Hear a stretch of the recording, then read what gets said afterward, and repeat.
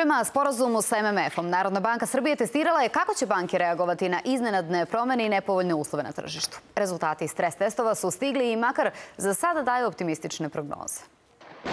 Kao crash test u automobilskoj industriji. Pred banke su postavljeni hipotetički uslovi i različiti scenariji negativnih dešavanja na tržištu. Nakon toga Narodna banka vrši procenu sposobnosti banaka da izdrže uslove bez neophodne dokapitalizacije.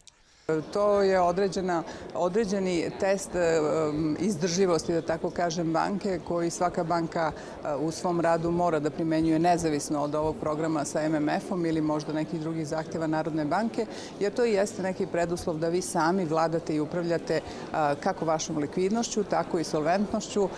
I pored bojazni kako će bankarski sektor reagovati na ne baš optimistične prognoze u narednoj godini, rezultatima stres testa, makar za sada, svi su zadovoljni. Od 35 banaka u našem bankarskom sistemu, njih 16 je učestvovalo u stres testu Narodne banke Srbije.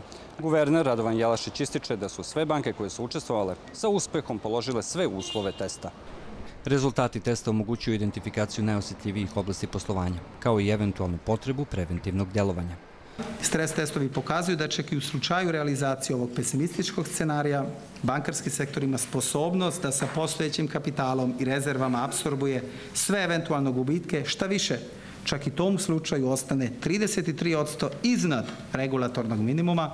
Spor oporavak privrede, preveliki deficit i javna potrošnja, manja potražnja postavljaju pitanje koliko će realni uslovi biti bliski hipotetičkim uslovima postavljenim u stres testu. Dejan Vučenović, Fox televizija.